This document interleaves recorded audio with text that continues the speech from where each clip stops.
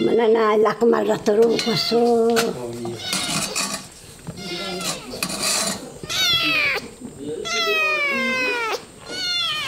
Sana ko kanangin nakatik. Kalau yang dekat airnya tidak sebersih ini kan? Iya, air bersih. Mulut. Makanya.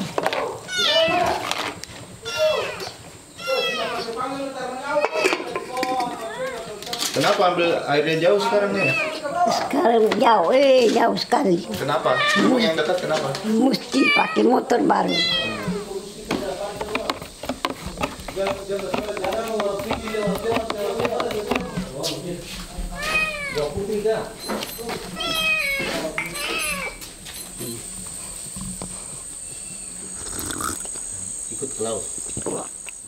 Menikmati teh panas menjadi hal yang tidak sederhana bagi Julianus. Sebab air bersih yang layak untuk dikonsumsi sudah tidak tersedia di dekat rumahnya.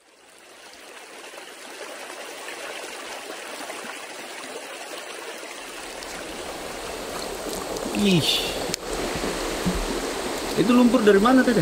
Dari gunung itu, Dari tambang emas. bawah dari atas itu? Iya, Perusahaan punya itu? perusahaan punya. Ini yang dibawa air? Iya, bawa air kemarin.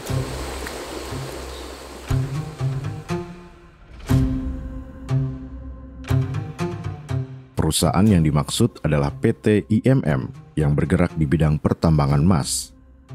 Perusahaan ini membuka lahan dan mengeksplorasi kawasan hulu untuk mendapatkan emas. Seiring aktivitas perusahaan, kondisi Sungai Lele kini berubah. Biasa ambil di sini? Ya, biasa di sini. Ambil di sini? Saya sebarang-barang bagi dua tuh. Kita ke rumah di sini juga aja begitu, ke darat juga aja begitu. Oh, untuk apa ini air dulu ini? Ini untuk minum, Mandi. mandi, memasak. Karena semua sama tuh jernih. Karena sudah bisa pakai ini. Ntar bisa lagi.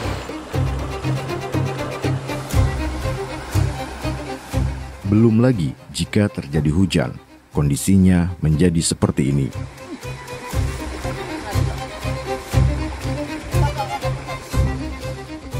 Izin operasi perusahaan ini dikeluarkan tahun 2018 oleh Abdul Ghani Kasuba ketika menjabat sebagai Gubernur Maluku Utara. Ini baru satu contoh masalah yang dihadapi warga di masa kepemimpinan Abdul Ghani Kasuba sebagai Gubernur Maluku Utara. Abdul Ghani Kasuba memulai kepemimpinan Maluku Utara sebagai Wakil Gubernur di tahun 2008 hingga 2013. Di tengah masa jabatannya, ia mulai membangun kekuatan politik berbasis kekeluargaan atau yang kita kenal sebagai politik dinasti. Adiknya yang bernama Muhammad Kasuba terpilih sebagai Bupati Halmahera Selatan dan menjabat selama 2 periode. Abdul Ghani Kasuba lalu menjadi Gubernur Maluku Utara pada tahun 2014 hingga 2024. Di rentan waktu ini, 2 keponakannya melanjutkan kepemimpinan di Halmahera Selatan setelah Muhammad Kasuba tidak bisa lagi bertarung di tingkat kabupaten. Bahren Kasuba menjabat sebagai Bupati Halmahera Selatan di tahun 2016 hingga 2021. Lalu dilanjut oleh Hasan Ali Basam Kasuba sebagai Wakil Bupati di tahun 2021 hingga 2023. Lalu ia naik posisi menggantikan bupati yang meninggal hingga saat ini. Politik dinasti basically adalah sebuah upaya pengorganisasian kekuasaan yang dilakukan oleh sekelompok orang yang memiliki hubungan kekerabatan, baik melalui hubungan perkawinan ataupun melalui hubungan darah, yang ditujukan untuk merebut posisi kekuasaan tertentu.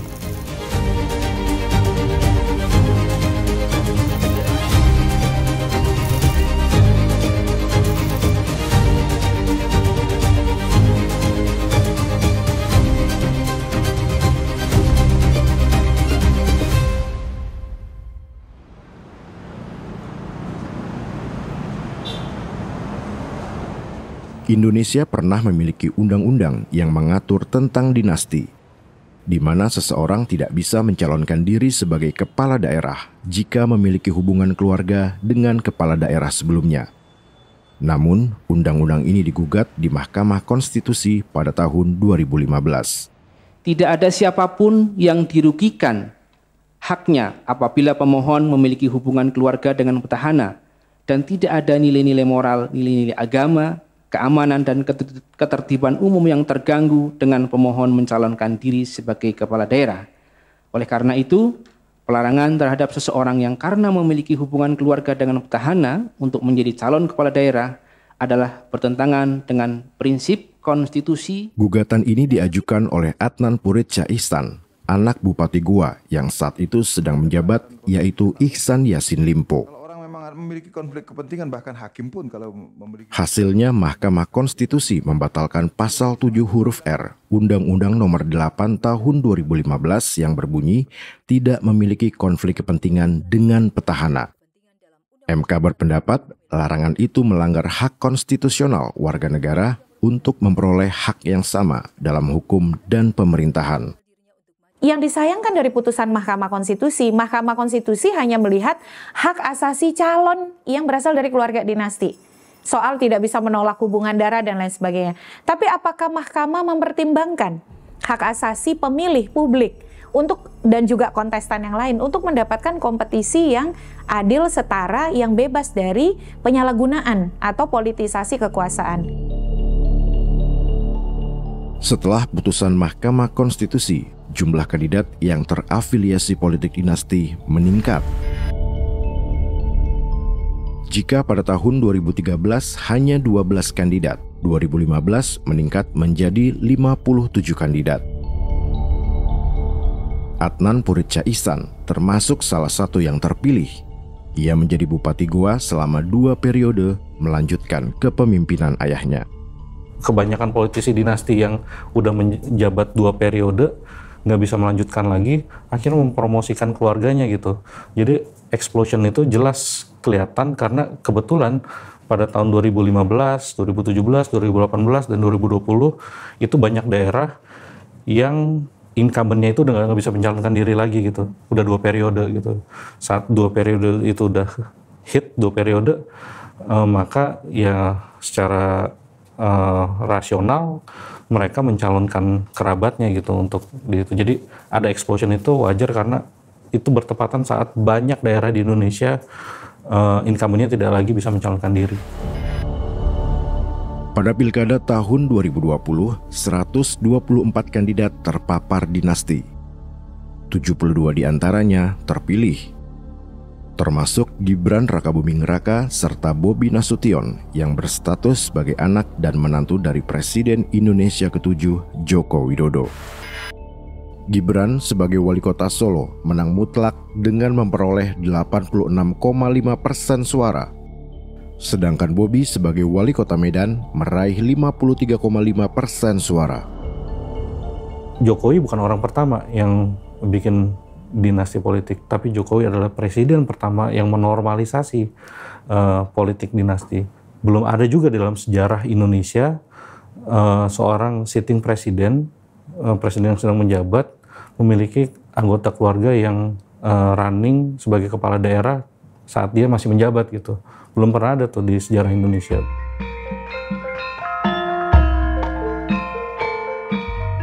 Sisanya seperti yang sudah kita ketahui. Saudara Profesor Dr. Haji Anwar Usman SH.MH bin Haji Usman, saya nikahkan dan saya jodohkan dengan saudari perempuan saya, Idayati binti Noto Miharjo, nikah dengan engkau, dengan mas kawin berupa seperangkat alat sholat dan sebuah jam tangan dibayar tunai. Saya terima nikahnya dan jodohnya Idayati binti Noto Miharjo dengan mahar tersebut tunai. Saksi Sanji. Sejak Maret hingga Agustus 2023, terdapat 9 perkara perihal batas usia minimal calon presiden dan calon wakil presiden yang diajukan ke Mahkamah Konstitusi. Salah satu gugatan berasal dari Almas Saki Biru yang dalam permohonannya menginginkan Gibran untuk dapat mencalonkan diri sebagai wakil presiden. Ini kita sangat beruntung ini, beliau berkenan bersama kita pada hari ini. Perkara ini dibahas Anwar Usman saat sedang menghadiri sebuah acara. Masalah usia batas minimal, saya sekali lagi tidak bermaksud karena belum putus ya, belum putus ini. Insya Allah pemeriksaannya sudah selesai, tinggal nunggu putusan.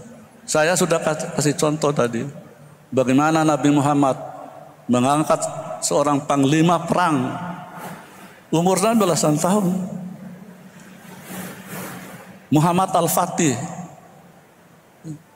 yang melawan kekuasaan Bizantium,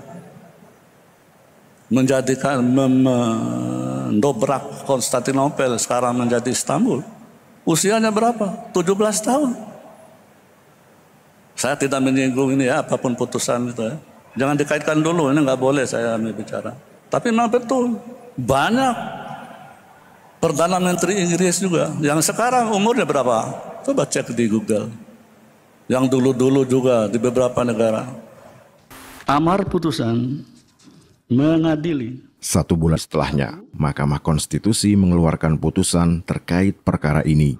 Sehingga pasal 169 huruf Q Undang-Undang Nomor 7 Tahun 2017 tentang pemilihan umum selengkapnya berbunyi, berusia paling rendah 40 tahun atau pernah sedang menduduki jabatan yang dipilih melalui pemilihan umum termasuk pemilihan kepala daerah.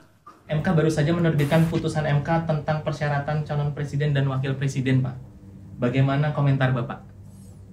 Ya, mengenai putusan MK, silahkan ditanyakan ke Mahkamah Konstitusi. Jangan saya yang berkomentar. Silahkan juga pakar hukum yang menilainya. Saya tidak ingin memberikan pendapat atas putusan MK, nanti bisa disalah mengerti seolah-olah saya mencampuri kewenangan yudikatif. Kemudian Pak, Mas Gibran akan maju sebagai calon wakil presiden ya Pak? Pasangan capres dan cawapres itu ditentukan oleh partai politik atau gabungan partai politik. Jadi silahkan tanyakan saja ke partai politik. Itu wilayah parpol. Dan saya tegaskan, saya tidak mencampuri urusan penentuan capres atau cawapres. 9 hari setelahnya, di hari terakhir batas pendaftaran, Gibran Rakabuming Raka mendaftar ke KPU sebagai calon wakil presiden. Tenang saja Pak Prabowo. Tenang saja Pak. Saya sudah ada di sini. Memutuskan, menyatakan hakim terlapor terbukti melakukan pelanggaran berat terhadap kode etik dan perilaku hakim konstitusi sebagaimana tertuang dalam Sabta Karsa Utama, prinsip ketidakberpihakan, prinsip integritas, prinsip kecakapan dan kesetaraan, prinsip independensi, dan prinsip kepantasan dan kesopanan. 2. Menjatuhkan sanksi pemberhentian dari jabatan Ketua Mahkamah Konstitusi kepada hakim terlapor.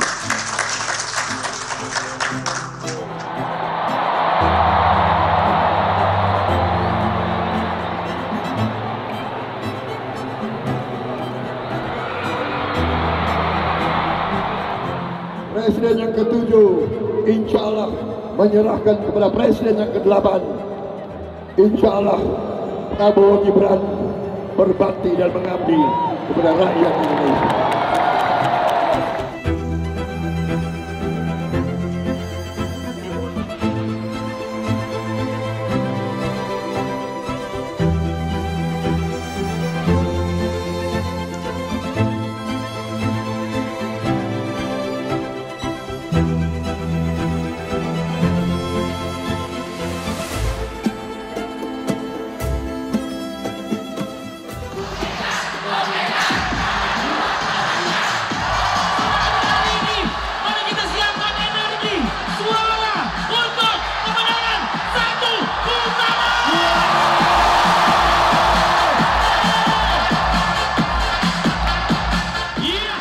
ini adalah pidato ketika Prabowo dan Gibran unggul hasil perhitungan cepat.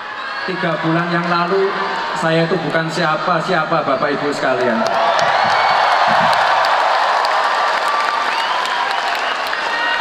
Saya masih dikatain plonga-plongo, dikatain Samsul, dikatain takut debat. Tapi yang jelas ini berkat dukungan, doa Bapak Ibu semua, saya dan Pak Prabowo sekarang sudah ada di sini. Jadi memang ada banyak penjelasan struktural maupun kultural yang membuat dinasti politik itu mendapatkan tempat yang begitu positif di politik kita. Sementara masyarakat kita 57% lulusan SMP dan SD. Besar sekali masyarakat yang kurang terdidik. Jadi dinasti politik yang predatoris, yang korup itu banyak yang tidak diketahui sama masyarakat. Nah ini PR ya buat kita ke depan. Masyarakat yang tidak alergi terhadap politik dinasti ini kan sudah melalui pengkondisian yang sedemikian rupa gitu oleh elit, yang dilakukan oleh elit yang mengatakan bahwa oh itu hak asasi manusia kok, oh toh keluarga saya bukan saya yang tunjuk tapi dipilih oleh masyarakat gitu, itu tetap demokratis kok, itu kan bagian-bagian narasi untuk menormalisasi politik dinasti gitu. Nah memang kelemahan civil society kita adalah kita tidak punya resource sekuat kalangan politisi dinasti untuk sosialisasi ke masyarakat kan. Mereka punya tim sukses, mereka punya struktur partai, mereka punya jaringan sosial gitu. Sementara energi kita paling banyak main di Twitter. Twitter cuma 5% warga Indonesia yang terakses oleh Twitter ini. Di TikTok aja kalah telak. Demi Allah, saya bersumpah akan memenuhi kewajiban Presiden Republik Indonesia, akan memenuhi kewajiban Wakil Presiden Republik Indonesia dengan sebaik-baiknya dan seadil-adilnya, memegang teguh Undang-Undang Dasar dan menjalankan segala undang-undang dan peraturannya.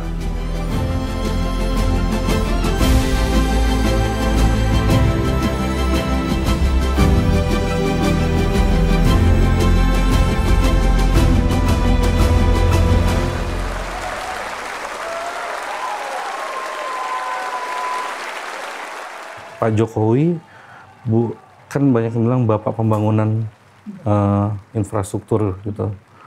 Kalau menurut saya juga dari sisi yang lain Pak Jokowi juga adalah bapak politik dinasti Indonesia gitu.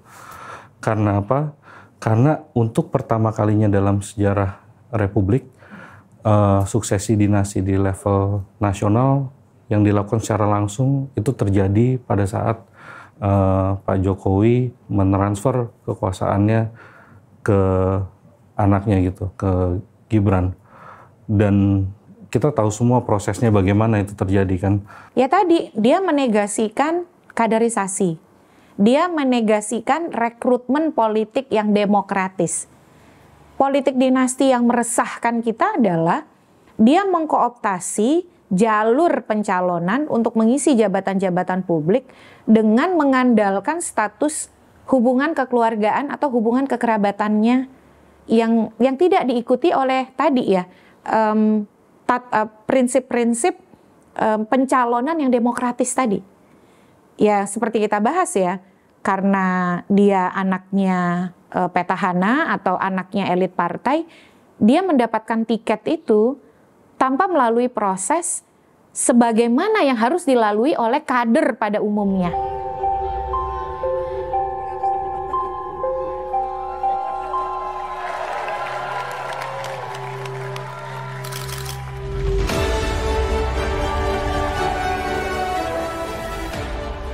Satu hari bergabung bersama partai, langsung jadi ketua umum gitu ya, atau 2 hari lah ya. Kalau 1 hari nampaknya belum ada, tapi kalau yang 2 hari ada.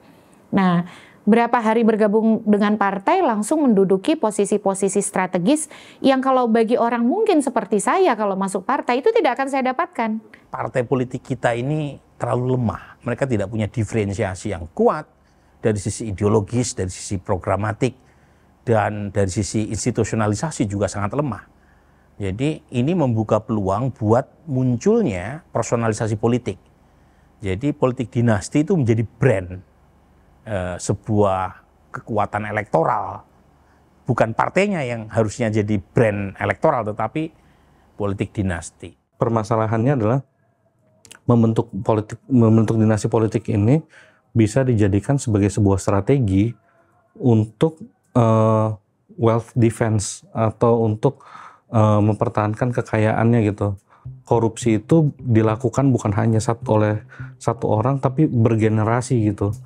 Bukan hanya 10 tahun seorang incumbent tapi mungkin 20 tahun setelah keluarganya juga menjabat sebagai kepala daerah misalkan.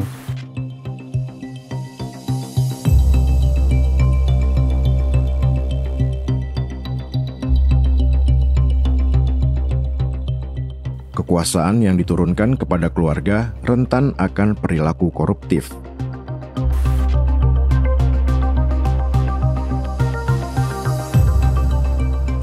Setidaknya terdapat 38 politisi yang terpapar dinasti terjerat korupsi. Praktik korupsi yang dilakukan oleh dinasti politik itu beragam, tidak tunggal gitu ya polanya. Ada yang memang mereka menyasar pengadaan barang dan jasa. Itu juga bermacam-macam. Tendernya misalnya, ada juga kalau lihat spesifik permasalahan alat kesehatan yang dibajak, dan lain lagi, masih banyak lagi. Sisi lain ada juga misalnya yang dilihat adalah jual beli jabatan yang dilakukan oleh para pejabat yang memang mereka terafiliasi dengan politik dinasti. Atau juga dalam hal ini sumber daya alam. Sumber daya alam juga bisa dibajak oleh para dinasti politik. Dengan cara apa? Misalnya suap-suap yang diterima oleh para dinasti politik ketika menjelang pilkada. Pembajakan sumber daya alam terjadi di Maluku Utara. Obral izin dikeluarkan tanpa memperhitungkan dampak kerusakan lingkungan. Lagi-lagi, masyarakat yang menanggung akibatnya.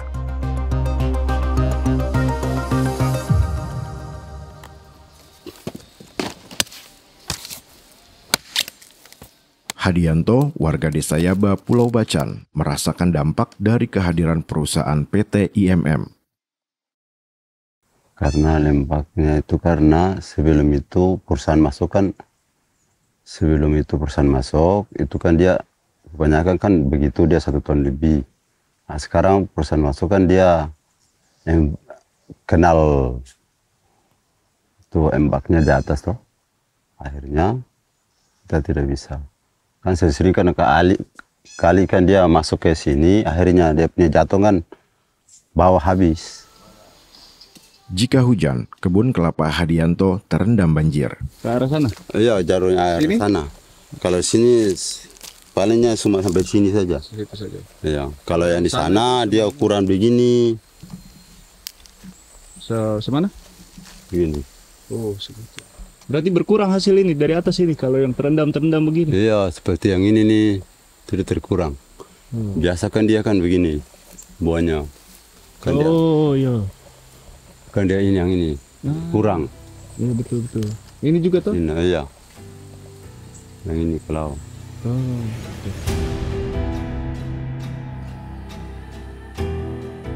Masalah lainnya, sengketa lahan.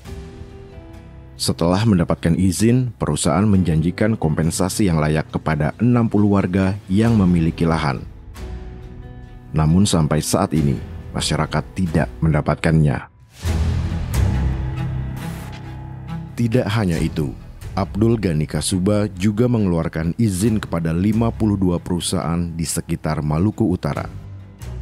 10 diantaranya berada di Halmahera Selatan, daerah di mana keluarganya menjabat sebagai bupati. Seperti AGK, Muhammad Kasuba dan Bahren Kasuba meninggalkan jejak kerusakan lingkungan atas pemberian izin perusahaan selama menjabat. Seperti di Kawasi, Pulau Obi.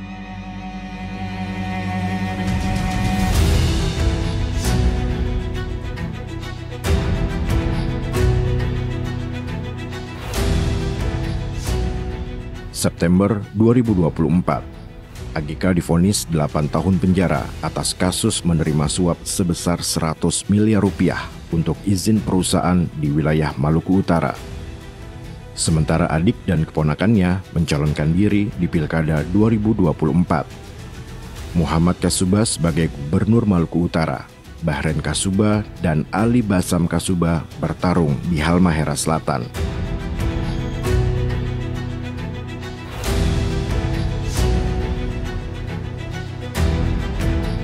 Kondisi serupa terjadi di Mamuju Tengah. Sungai-sungai kecil ini tercemar. Sementara aliran airnya mengarah ke sungai yang dimanfaatkan warga untuk pengolahan tambak. Lokasi tambak berdekatan dengan perkebunan dan pabrik pengolahan sawit milik PT PGL. Kondisi seperti ini sudah dikhawatirkan oleh warga sekitar sejak perusahaan hendak diresmikan.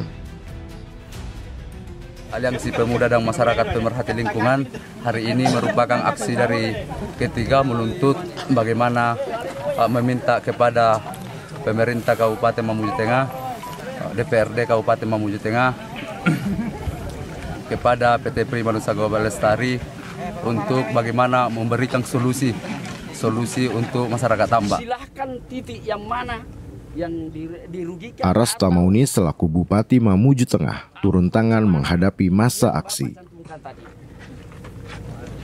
Saya minta masyarakat jangan mudah terprovokasi.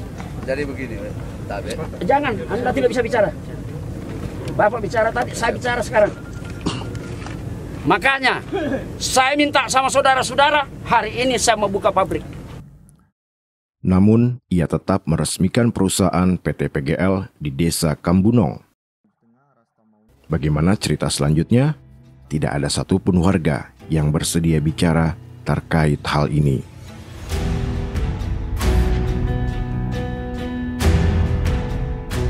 Aras Tamauni memulai karir politiknya sebagai Kepala Desa Tobadak. Lalu ia menjabat sebagai Ketua DPRD Sulawesi Barat pada tahun 2014. Di tahun yang sama, anaknya yang bernama Arsal Aras terpilih dan menjabat sebagai Ketua DPRD Kabupaten Mamuju Tengah hingga tahun 2024. Aras Tamauni kemudian terpilih sebagai Bupati Mamuju Tengah di tahun 2016 hingga tahun 2026. Posisi Ketua DPRD Sulawesi Barat sempat diisi oleh anak perempuannya, Amalia Fitri Aras. Di tengah periode kepemimpinan Aras Tamauni dan Arsal Aras, Amalia Fitri kembali terpilih menjadi anggota DPRD Sulawesi Barat di tahun 2019. Tidak hanya itu, di tahun yang sama keluarga lainnya juga memulai menempati posisi di pemerintahan. Arwan Aras terpilih sebagai anggota DPR RI dan Nirmalasari Aras sebagai Ketua DPRD Mamuju Tengah. Bisa dibayangkan ketika eksekutif dipegang keluarga, legislatif dipegang keluarga, kontrolnya di mana? Yang terjadi adalah kong kali kong. Mudah sekali untuk kemudian berkompromi dan menormalisasi proposal yang satu oleh yang lain. Nah, ketika demokrasi tidak ada kontrol, yang terjadi adalah penyalahgunaan, kesewenang-wenangan, praktik koruptif, dan juga pembangunan akan stagnan, kemiskinan akan semakin buruk. Hal itu dapat dilihat dari rata-rata Indeks Pembangunan Manusia atau IPM selama 5 tahun terakhir. Rata-rata IPM di Mamuju Tengah lebih rendah dibandingkan dengan rata-rata IPM Provinsi Sulawesi Barat. Sementara IPM Maluku Utara lebih rendah dibandingkan dengan rata-rata IPM nasional.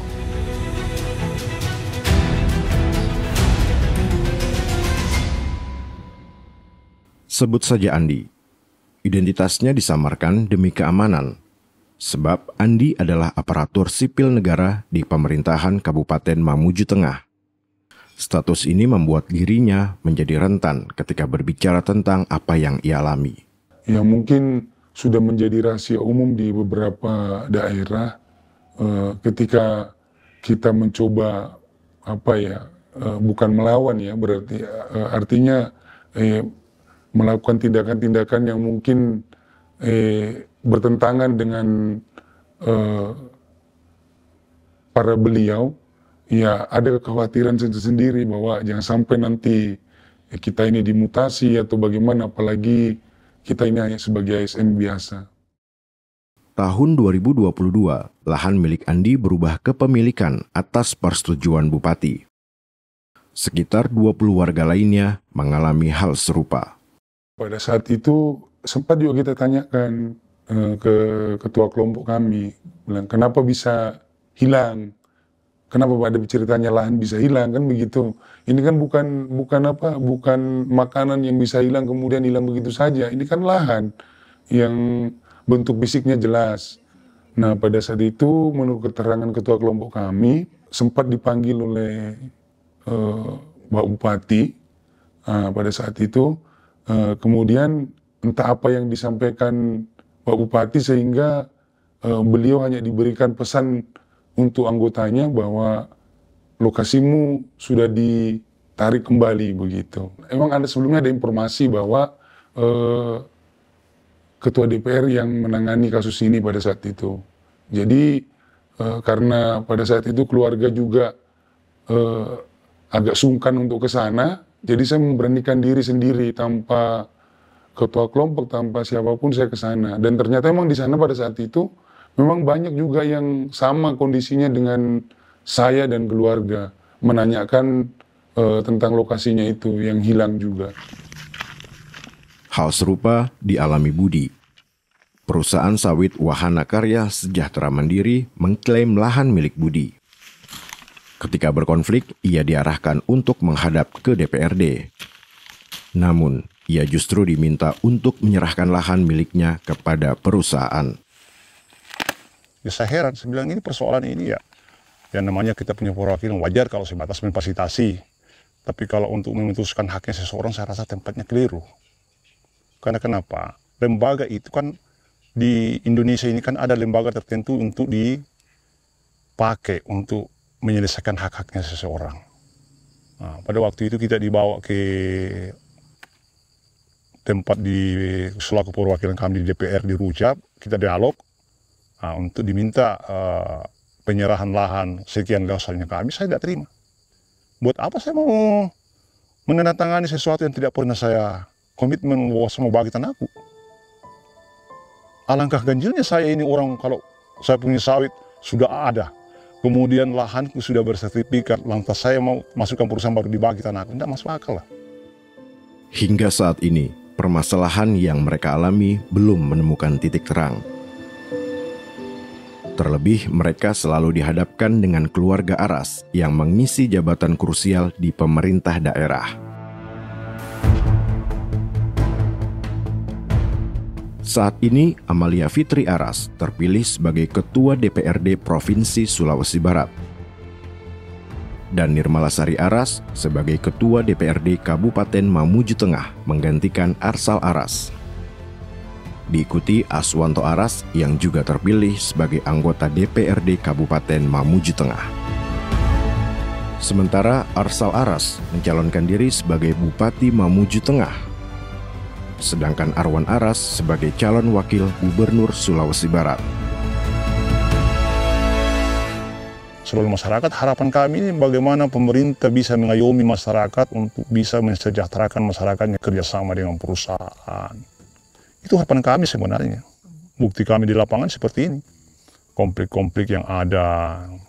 Kasihanlah saudara-saudara kita yang tidak punya hak milik, bukti dasar hak milik, dan mereka mau mengadu kemana? Kita selalu berharap bahwa ke depan ini artinya masyarakat tidak punya lagi ketakutan-ketakutan untuk menyampaikan aspirasinya, kemudian tidak ada lagi kekangan-kekangan begitu. Artinya kita hidup seperti biasanya, artinya punya kebebasan begitu. Apalagi kita ini sudah merdeka ya. Tanpa disadari standar hidupnya jadi sangat rendah, bare minimum dan gitu-gitu aja gitu.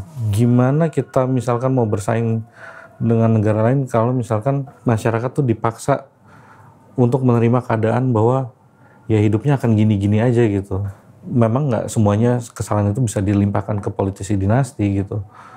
Karena politisi non-dinasti pun melakukan hal yang sama gitu. Cuman kalau politisi non-dinasti itu mungkin dia masih bisa diganti nantinya gitu.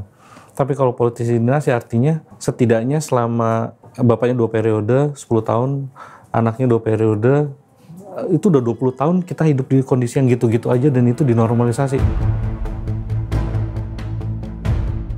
Upaya intervensi peraturan tidak berhenti di pemilihan presiden 2024. Partai Garuda mengajukan gugatan terhadap pasal 4 ayat 1 huruf D Peraturan Komisi Pemilihan Umum Nomor 9 Tahun 2020 ke Mahkamah Agung. Pasal ini mengatur tentang batas usia minimum pencalonan gubernur dan wakil gubernur serta wali kota dan wakil wali kota. Hasilnya Mahkamah Agung mengabulkan gugatan tersebut. Jika sebelumnya batas usia minimal 30 tahun untuk gubernur dan wakil gubernur, serta 25 tahun untuk wali kota dan wakil wali kota, berubah menjadi sejak pelantikan pasangan calon terpilih. Mahkamah Konstitusi mengeluarkan putusan berbeda, yaitu sejak penetapan pasangan calon. Namun DPR menolak putusan Mahkamah Konstitusi dan lebih memilih putusan Mahkamah Agung. Tadi kalau nggak salah baru 2 yang ngomong. Silakan lanjut. Bapak Ketua. Pimpinan. Ya nggak perlu mengatur fraksi yang lain. Yang penting fraksi PDI sudah menyampaikan pendapatnya. Fraksi lain menyatakan persetujuannya, ya urusannya fraksi lain-lain gitu. Dengan mengucapkan alhamdulillahirobbilalamin, rapat panja kami nyatakan ditutup. Tak lama berselang, Jokowi merespon hasil rapat panja di DPR. Sore Pak Jokowi, Pak kemarin kan MK sudah mengeluarkan putusan yang mengubah threshold syarat pencalonan untuk pilkada. Tapi hari ini DPR, balik DPR khususnya melakukan rapat untuk membahas RUU pilkada. Gimana Pak tanggapannya Pak? Iya, kita hormati kewenangan dan keputusan dari masing-masing lembaga negara. Itu proses konstitusional yang biasa terjadi di lembaga-lembaga negara yang kita miliki. Banyak yang menduga wawancara ini rekayasa. Namun satu yang jelas tidak direkayasa adalah kemarahan masyarakat sipil.